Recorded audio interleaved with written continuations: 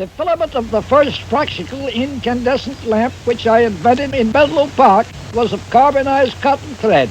This is the first tinfoil phonograph. In these late 80s, I invented the motion picture camera. The recording camera is what made motion pictures a success.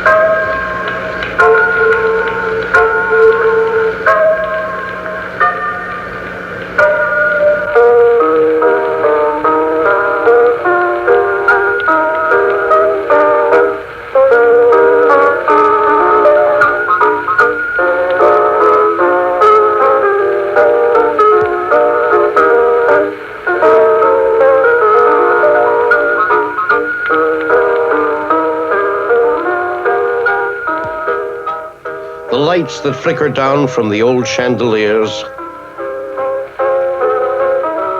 the sound of music that fills the study, the motion pictures that preserve this perspective on greatness, they are the legacy of Thomas Alva Edison, whose story begins in another time, another century.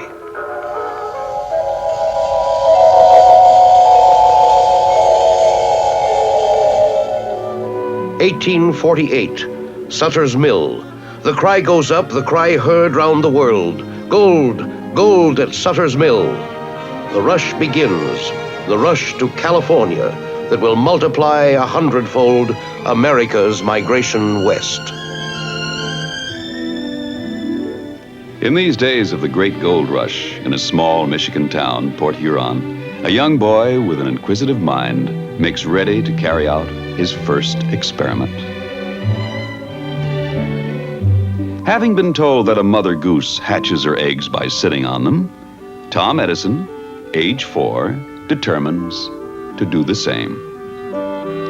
Master Edison discovers that he is no goose.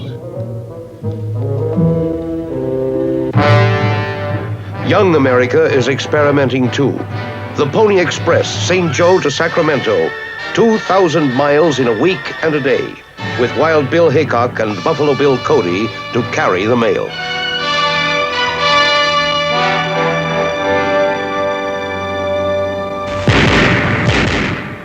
Then a war to preserve the Union, bloody and bitter, from Bull Run to Appomattox. America is growing up, spreading out. The iron horse chugs and whistles, stops and goes, coast to coast. Thomas Edison, age 12, is a newsboy and a candy butcher on the Port Huron to Detroit run. He loves science and sets up a crude laboratory in the baggage car. Every cent he can spare is spent on chemicals and scraps of wire. Here, hour after hour, he secludes himself with his books, his crude equipment, his curious mind. But this is no idle dreamer. Young Tom is also a businessman, the publisher and editor of the Weekly Herald, first and perhaps the only newspaper ever printed on a train. It has a circulation of 400 and sells for 8 cents a copy.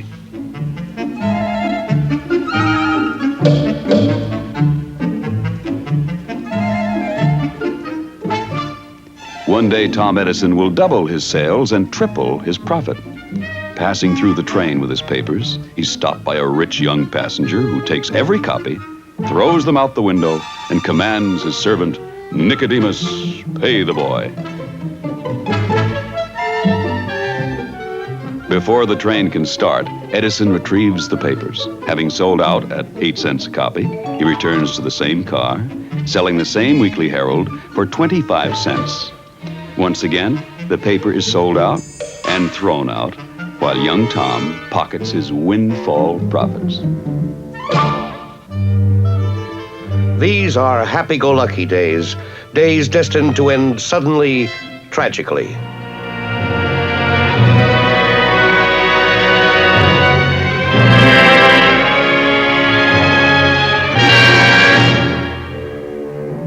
The fire is put out, and Edison, his traveling laboratory, and his printing press are put off. His hearing is impaired. He will be deaf before he's 13 years old.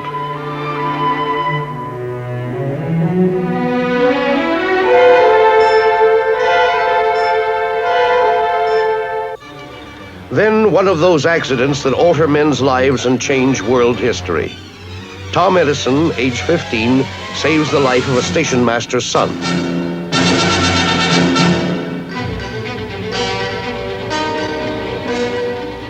The grateful father offers to teach the young hero telegraphy. Edison accepts and starts on a new career, a career in which his deafness will not be a handicap.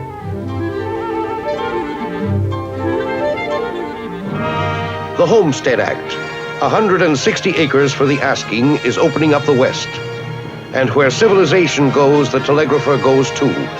Good telegraphers are in great demand, and Tom Edison is a good telegrapher.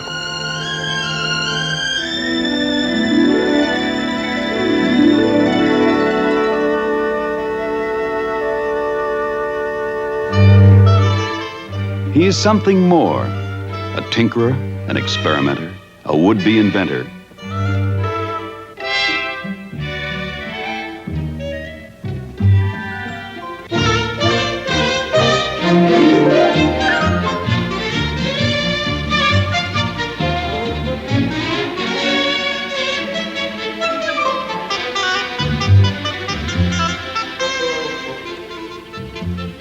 He's also a young man with a sense of humor, a practical joker, more than willing to share a new discovery with old friends.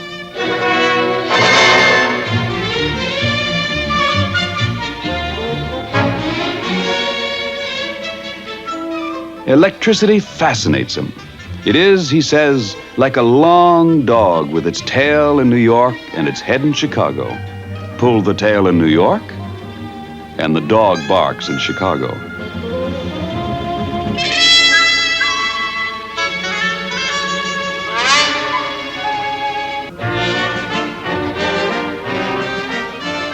But America still lives by gaslight and travels on horseback, waiting for someone, someday, to light up the night.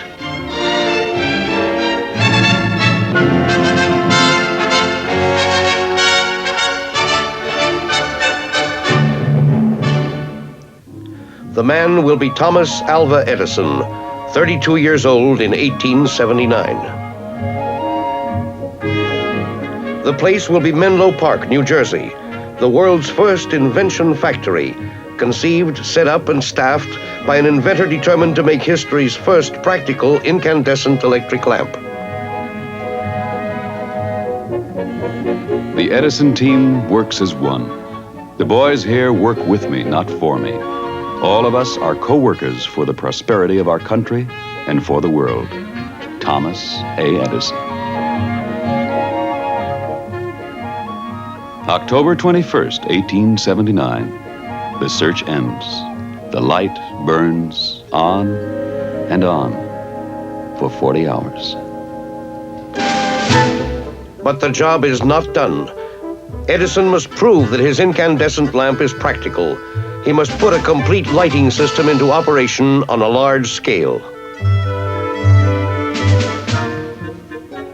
There will be many more problems, many more inventions, dynamos, generators, fuses, and sockets. 3 years will pass before a switch is thrown and 9 city blocks in New York come alive with light.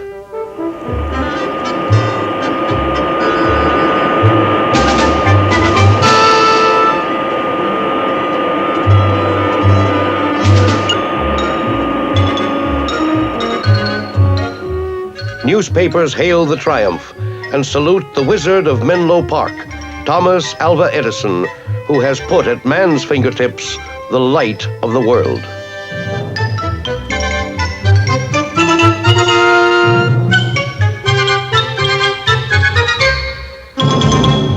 Mary had a little lamb, its fleece was white as snow, and everywhere that Mary went, the lamb was sure to go. Thomas Alva Edison has done what no man ever has done. He has spoken into a machine, and the machine has talked back. The lamb was sure to go. The laughing song sung by Mr. George W. Johnson, Edison record. Soon the talking machine, called the phonograph, will do more than repeat nursery rhymes. It will play back words and music, bringing a new kind of home entertainment to a world that, up to now, had little or no home entertainment at all. Millions will listen and laugh, hum, and sing along.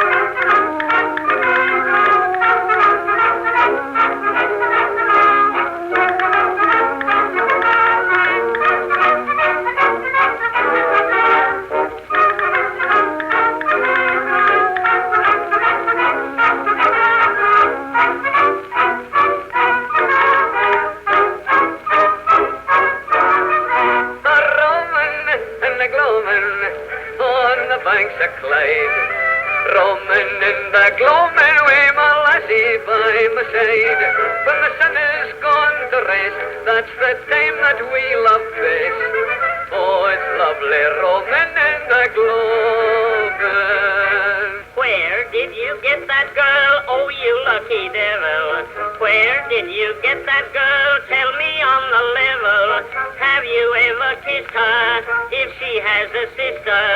Lead me, lead me, lead me to her, Mr. Chief. I wish that I had a girl. I love her, oh goodness, how I love her. You'll pardon my suggestion. I'd like to ask a question. Where did you get that girl? Oh, I will take you back, Kathleen, to where your heart will feel no pain. And when the fields are fresh and green, I'll take you to your home again.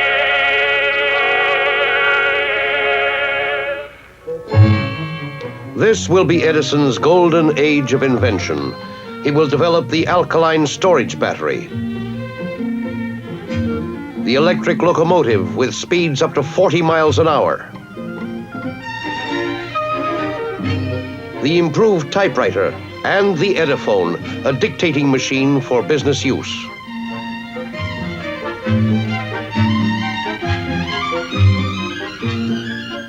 The Edison effect lamp, patented in 1883, will open the door to television and the 20th century world of electronics. A variation of the phonograph is adapted to a talking doll that speaks, laughs, cries, and recites nursery rhymes. The demand for the dolls is so great that Edison must set up one of history's earliest assembly lines to mass produce them. In 1887, the inventor moves his talents and his tools from Menlo Park to a great new laboratory at West Orange, New Jersey.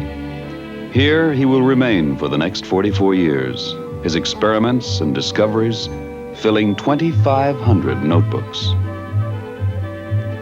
His working day, 20 hours and more, will become legend.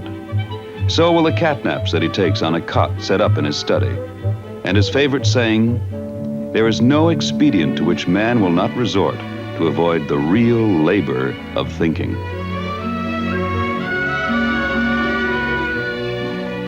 If Edison demands hard work of others, he gives nothing less of himself.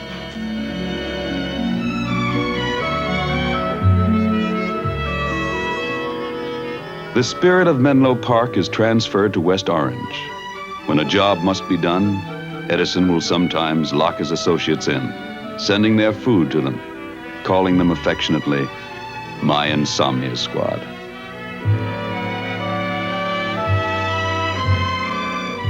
The results are astonishing. When he sets up his first invention factory in Menlo Park, Edison speaks hopefully of an invention every 10 days and something big every 6 months. Scientists scoff, critics sneer. And yet, in the years between his first invention and his last, Thomas Edison averages a patent every other week. His lifetime total, 1,100, is by far the greatest number held by any American inventor.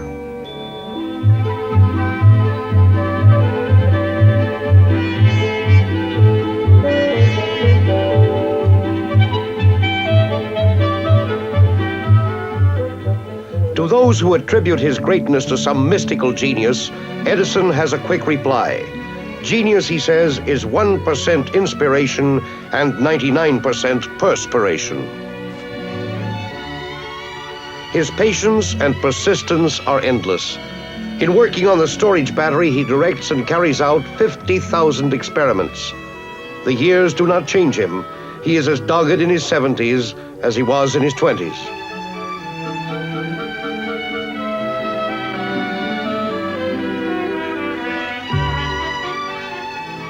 Asked once where his interest lay, Edison responds, everywhere.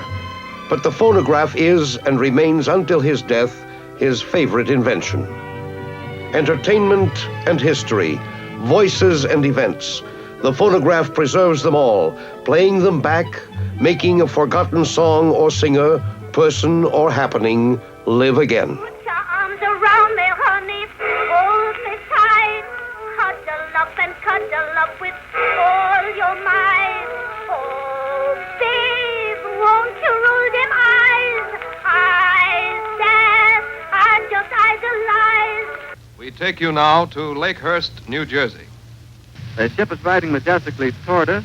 It's practically standing still now. They've dropped ropes out of the nose of the ship. It bursts into flames. Get it started. It's crashing terrible. Oh, my, get out of the way, please. It's bursting into flames and is falling on the mooring mast and all the folks between us. This is terrible. This is one of the worst catastrophes in the world. Oh, it's like 400 or 500 feet into the sky. It's a terrific crash, ladies and gentlemen. The smoke and the flames now, and the frame is crashing to the ground, not quite to the mooring mast. All the humanity and all the fancy. Home, sweet, sweet home. There's no place like home. Oh, there's no place like home. Right and left to the head, a left to the jaw, a right to the head, and Donovan is watching carefully. Lewis measures him, right to the body, a left hook to the jaw, and Schmeling is down. The count is 5, 6, 7, 8. The men are in the ring. The fight is over on a technical knockout. Max Schmeling is beaten in 1 round. The first motion picture studio ever set up in the world was in the yard of my laboratory at West Orange. The building revolved to follow the sun. We dubbed it the Black Maria because it was covered with black paper inside and out. The Black Maria, the world's first motion picture studio, built at a cost of $637.67. Inside, Thomas Alva Edison's newest invention does for the eye what the phonograph does for the ear. The motion picture camera photographs in movement people, places, events. Edison applies for a patent on the motion picture camera in 1891, but it is 3 years before successful shooting begins in the Black Maria. The actors are drawn from every walk of life, with prize fighters among the popular early favorites. Gentleman Jim Corbett, who commands a star's salary, $50 in 1894, remembers the Black Maria as the hottest, most cramped place I have ever known. At first, all filming is carried out in the makeshift studio. Cameras are few, film scarce, and so the performers must come to the camera. Soon the camera will go to the performer, traveling the world to film its people and its wonders.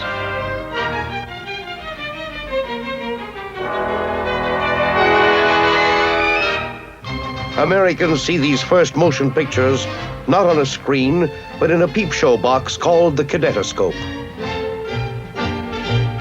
Subjects are simple. The American flag is one of the earliest films made on location.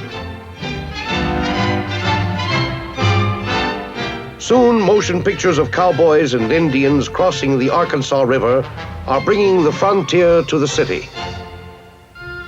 And scenes of 2 elevated trains passing on the 104th Street curve in New York are bringing the city to the frontier.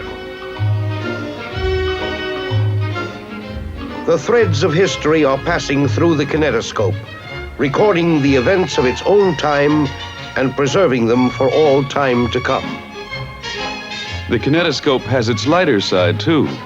Many a man pays a nickel in 1896 to watch the sex queen of the 90s, Carmencita, perform a most daring dance.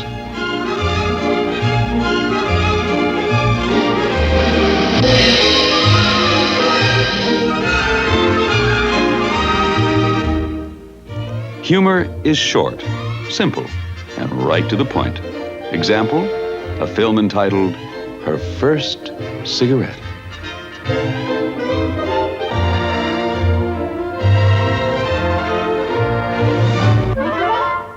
Another motion picture first is The Kiss. May Irwin and John Rice shocking America. The first of the screen's great lovers. Fairbanks and Pickford, Gable and Harlow. And oh yes, Richard Burton and Elizabeth Taylor.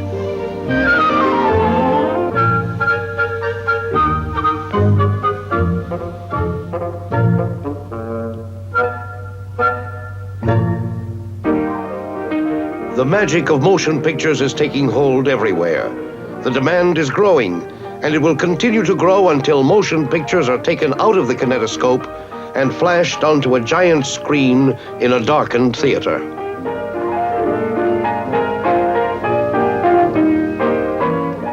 On April 23, 1896, at Coster and Biles Music Hall in New York City, Thomas Alva Edison introduces his latest marvel, a projector that shows its pictures bigger than life.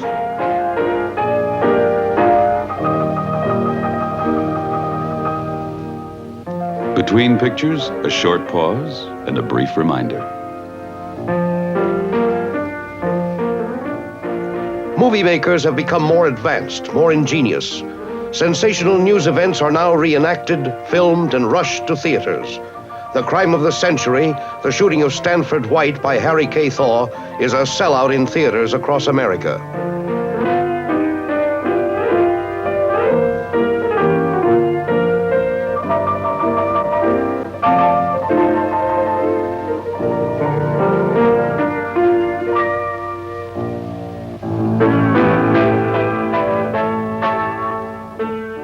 Just as spectacular is a grim little reenactment entitled An Execution by Hanging.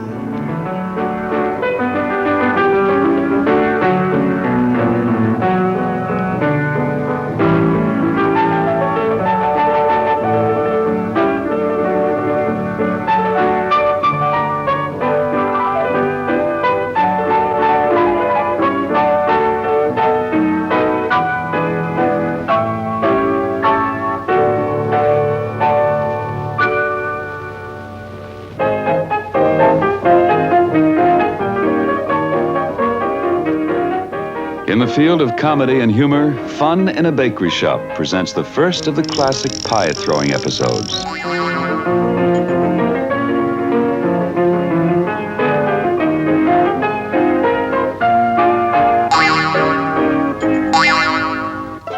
"100 tellings are not equal to one seeing," says an old Chinese proverb.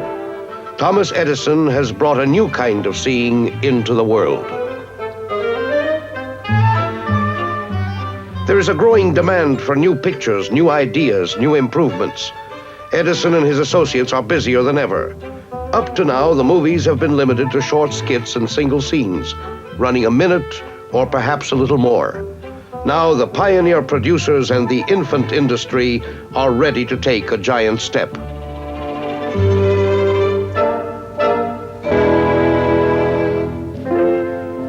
Motion pictures are going to tell a story. The story of a boy who traded his cow for a hatful of beans. The story of Jack and the Beanstalk.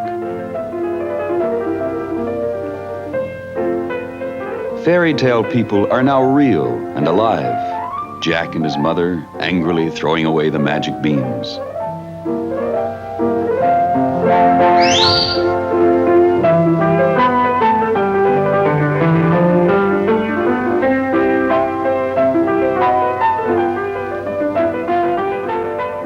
Ambitious sets, authentic costumes, and action that speaks for itself. Jack and the Beanstalk is a sensation.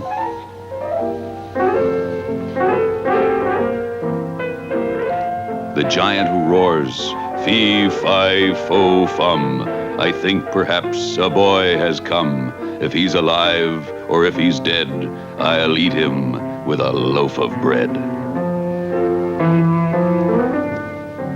The fine white hen that lays the golden eggs.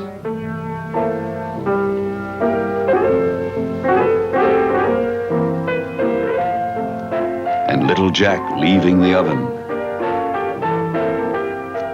Stealing the hen. And setting off what may have been the first chase in motion picture history.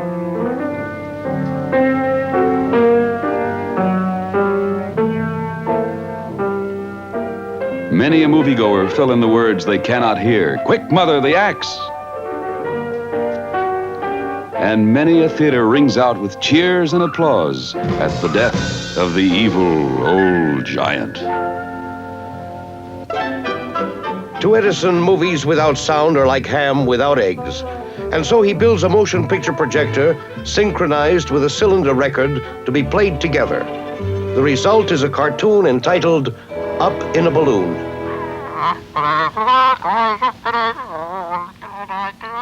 The movie's first talkie is really a squawky.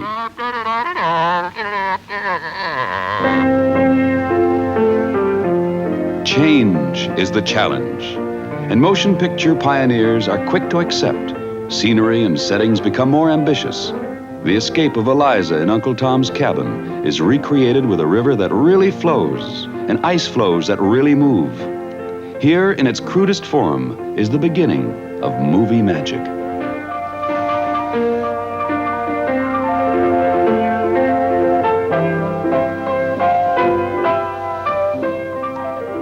The death of Eva lifts to new heights the art of storytelling, acting, and motion pictures.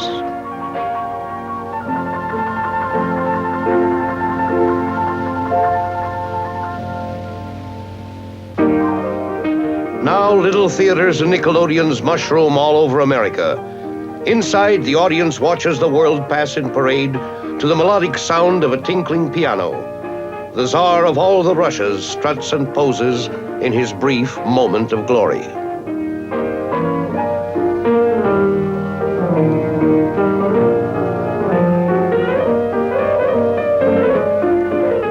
Between newsreel and feature picture, a reminder to the ladies, a warning to the men.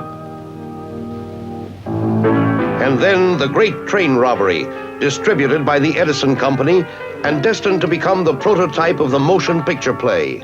The story, such as it is completely original, and the filming involves more actors in more locations than ever before.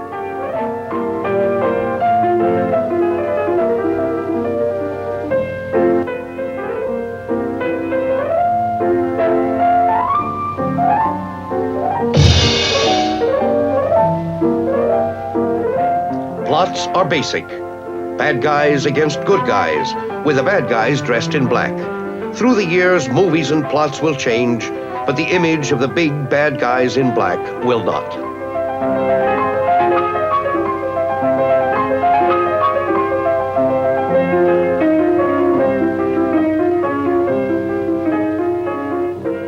It is barely 10 years since the first crude camera and delicate motion picture film made outdoor shooting all but impossible.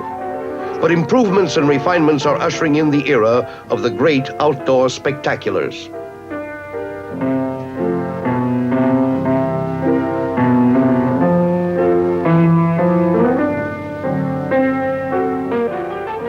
The motion picture has conquered the masses. Unforeseen and unimagined is the impact that the great train robbery and its successors will have upon the minds of millions of people throughout the world.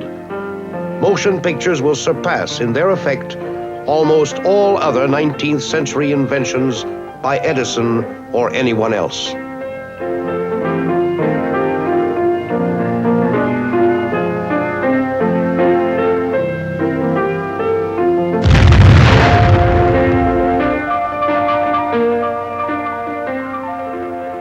But such significance is lost on the early moviegoers who can only sit and marvel at the cinematic sleight of hand that turns the fireman into a straw man.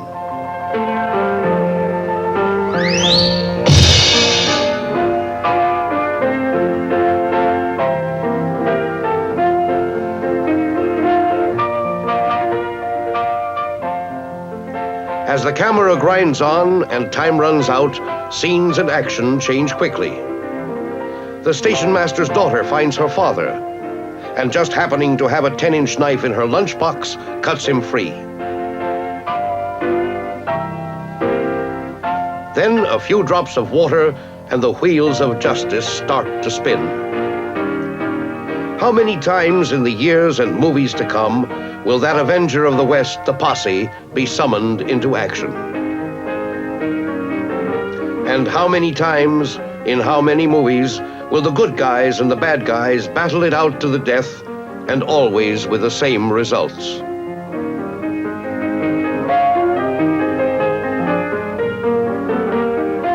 This is where it all begins, on a forgotten hillside, on a day long ago.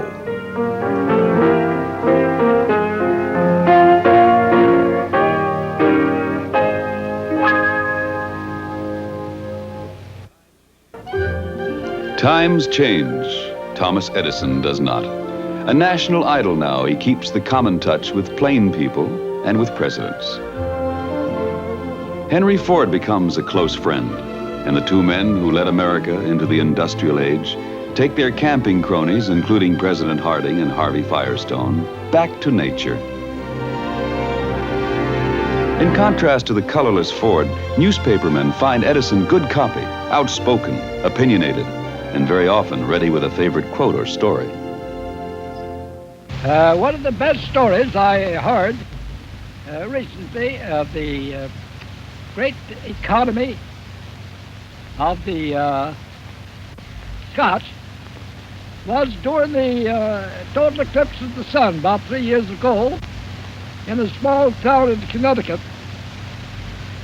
When it became a total eclipse, the Scotsman rushed into the telegraph office and tried to send a night message.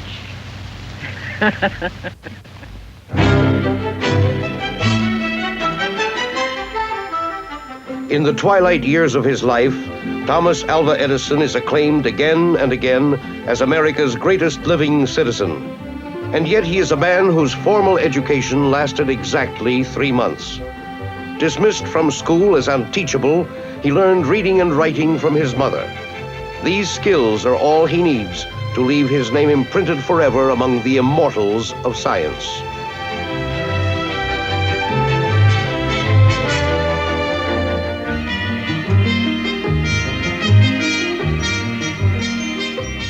In 1929, on the 50th anniversary of the invention of the electric light, Edison joins with President Hoover and Henry Ford to dedicate a recreation of Menlo Park. But ever the inventor, Edison looks not to the past, but to the future, its challenges and its opportunities. I firmly believe that the machine age will favorably affect the lives of the workers. It is impossible, however, to forecast what electricity and invention will make of the world 100 years hence. We don't know a millionth of 1% about anything. All theories, sooner or later, are abandoned for others. When Thomas Alva Edison receives the highest honor his country can bestow, the Congressional Medal of Honor, the total worth of his inventions is estimated at $25 billion.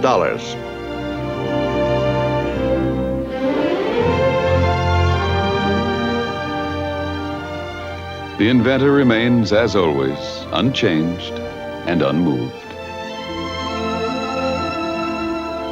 The vagabond vacations with his camping cronies are, for Edison, an opportunity to observe and explore in nature's laboratory.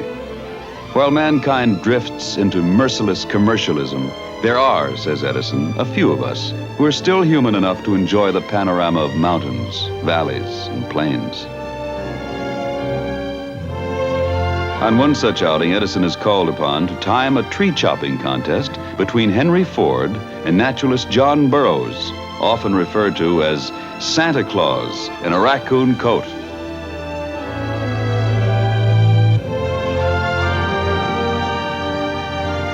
Burroughs fells his tree and almost fells Ford too, while the Flivver King chops on, beaten but still determined.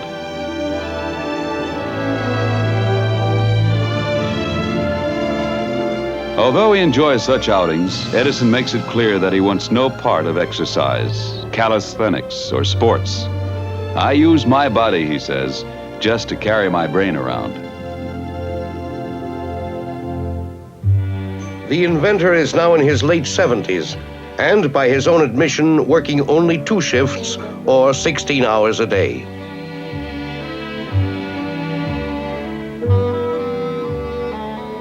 But Edison has no thought of retiring.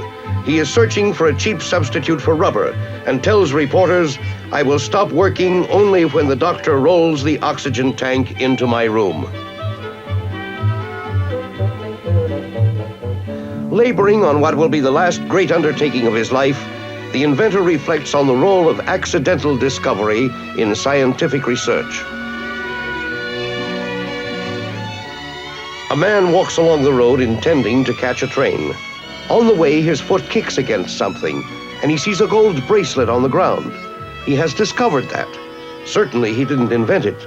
He did not set out to find a bracelet, yet the value is there just the same. It was in just such a way that Edison, working on an entirely different experiment, stumbled on the idea that led to his own invention of the phonograph.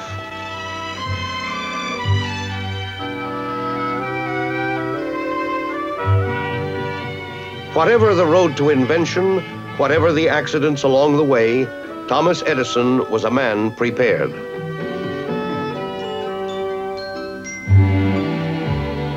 On his 80th birthday, he finds satisfaction not only in what he's doing, but in the improvements in what he has done. It is 35 years since George Eastman's photographic film and Edison's camera made motion pictures possible. A new dimension, sound, has been added. The movies have come a long, long way from the Black Maria. Here's life. May Irwin and John Rice have made way for Norma Shearer and Frederick March. Dust in your hand. But I don't know you. I never thought you were a coward. A coward? Yes, Robert, I'm a coward. A coward through and through. But it's not for myself that I'm afraid. I know that, my darling. What's another disaster, great or small? To me, you have known little but disaster all my life. But you're a fighter. You were born for victory and triumph. Oh, and if disaster ever came to you through me... Yes, a fighter. But I'm sick of fighting alone. I need a comrade in arms to fight beside me. But not one already wounded in the back. Wounded but undefeated, undaunted, unbroken. What finer comrade could a man ask for? Oh, but Robert... No. But Robert... No. The General Slocum disaster has replaced the Thaw White tragedy.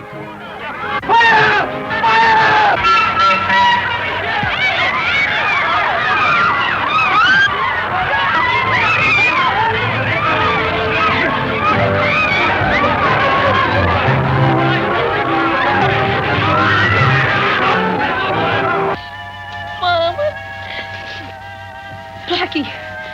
Oh, Jill. Don't cry, Blackie. Oh, but Mom, she... I know. Mine too. And Mom. Oh, Jill. Don't you cry either. Jack and the Beanstalk has yielded to another adventure in the sky.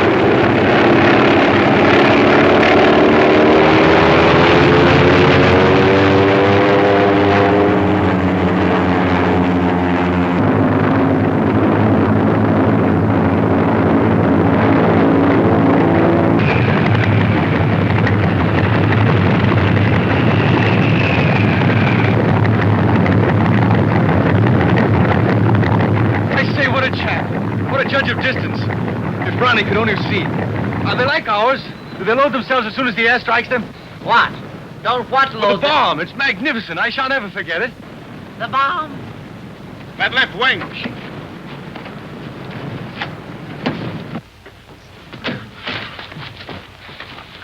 Oh, boy, oh, boy, oh, boy. I was frightened myself.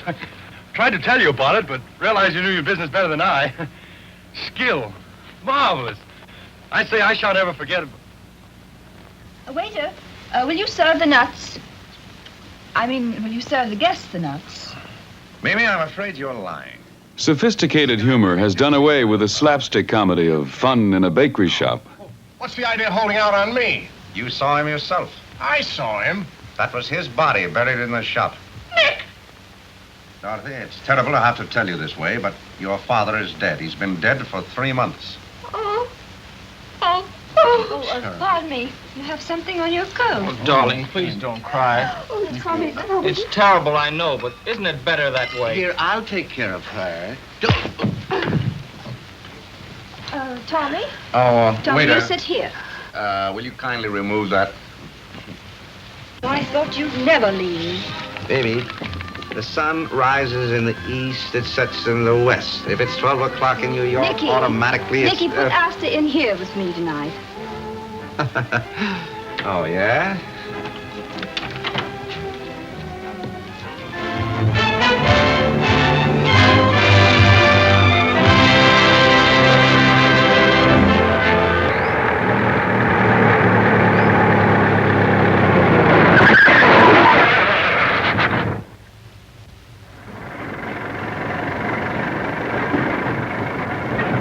Aren't you going to give me a little credit? What for? Well, I've proved once and for all that the limb is mightier than the thumb. Thomas Edison is now 84 years old. His health is failing, but his mind remains alert, and he still has his sense of humor.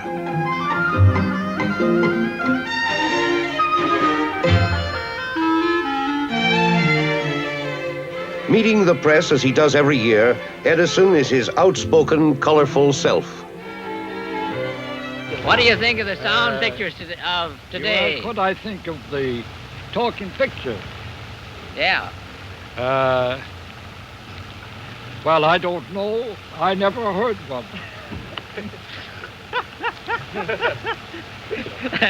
What do you think of the Einstein theory?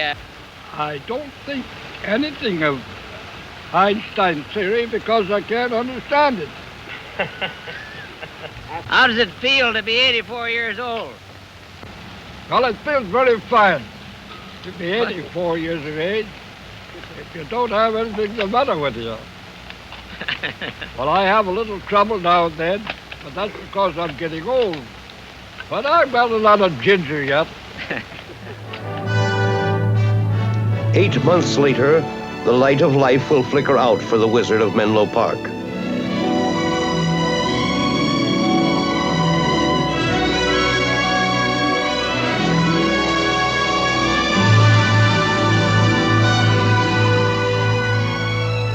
The story that began in the days of the Great Gold Rush, the story of Thomas Alva Edison, comes to its end.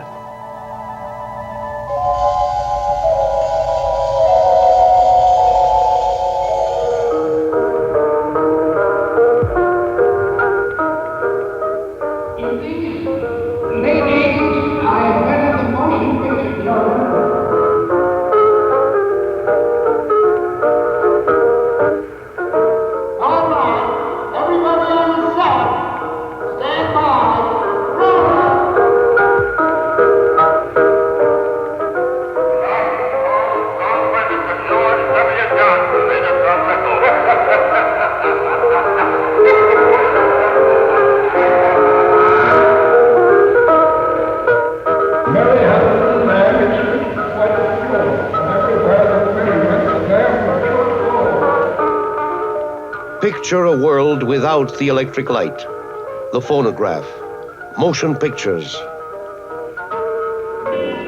Picture a world without the greatness of Thomas Alva Edison.